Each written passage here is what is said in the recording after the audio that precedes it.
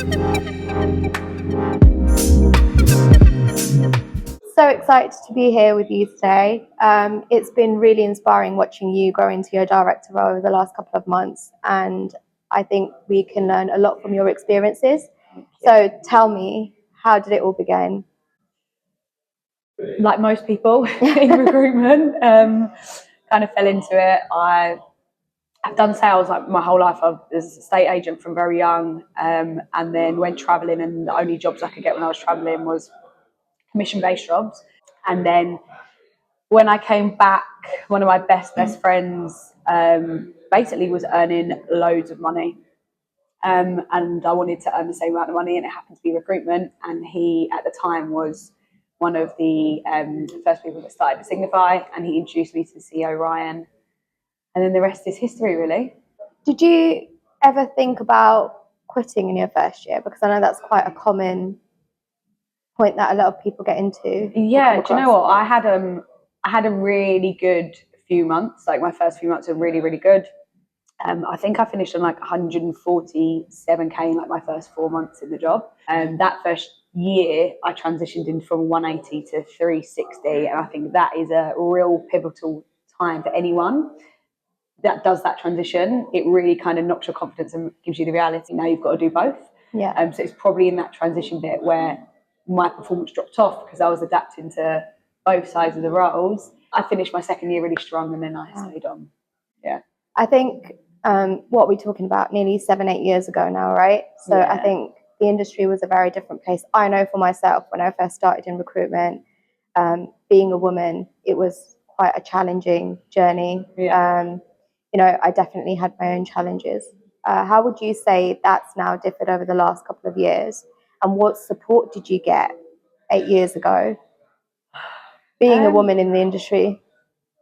You know what? I never really felt a difference being a woman. Like it was never, it wasn't highlighted to me. I never felt different. But then I've only ever worked at Signify, and I suppose maybe that's a kudos to the culture here. That in the last few years, I suppose the thing that's really stood out for me is obviously going on maternity leave and the support that I got from Signify in that sense, which was outstanding. Like the biggest thing as a contract biller is you're worried to lose your book and to lose your clients. Like we're all control freaks. That's why we're in this job, and that's why we do well, because we control everything to like the nth degree. And being out of control and knowing that I could possibly lose that and not manage my own accounts and stuff while I was on maternity was really scary. But Signify made sure that I was, I'd handed over the accounts that I needed to.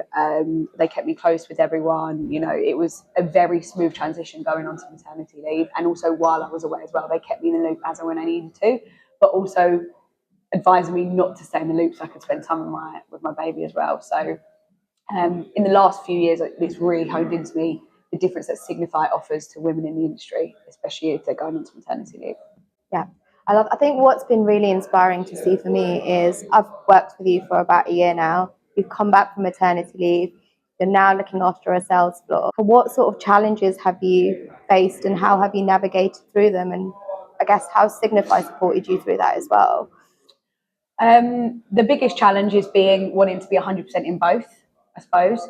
I don't want to give up time. I don't want to not be 100% mum, and I also don't want to be not 100% in this job. The only way I think you can be successful in recruitment is you have to give 100% all the time. You can't ever let any of it drop off, because you won't then be one of the top performers. So, and I don't want to give it up either, because this is my career and I'm not going to give that up. The support that I get to counteract that is that even though I've moved into this director role, I'm lucky enough that the business support function at Signify is based in the London office. So all of the things that I can maybe delegate that I might not want to, luckily enough, the business support team they've got their eyes open and they take it off my hands as and when they can see that I need it. Just the support network I have physically in the London office, and then the mentorship I still get from Ryan, is enough to support me. What was that sort of turning point for you where you thought, right, this is where I want to be now? I want to go into a leadership role for London. I had a few turning points. I think everyone in recruitment knows that as you progress and you get better and you start billing and you're able to manage more and more of a workload, that those above you, they either look at you to go into a leadership role, management role, or they look for you to stay as an IC and just continue billing big. Ryan could probably see the leadership skills in me before I did.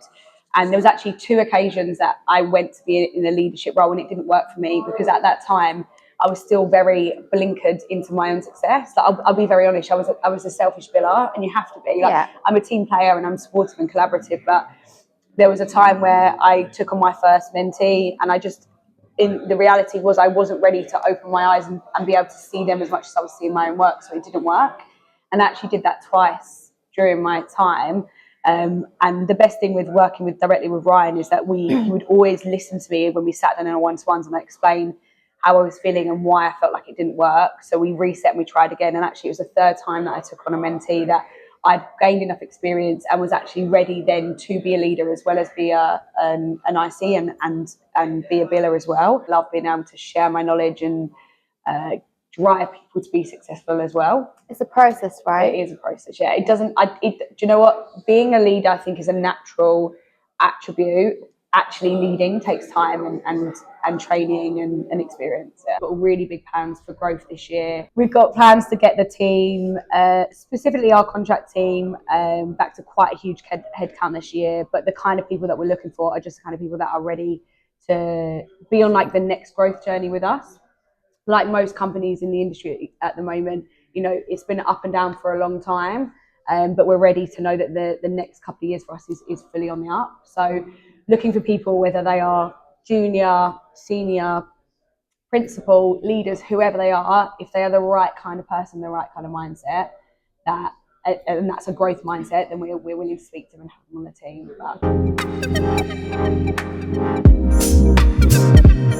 But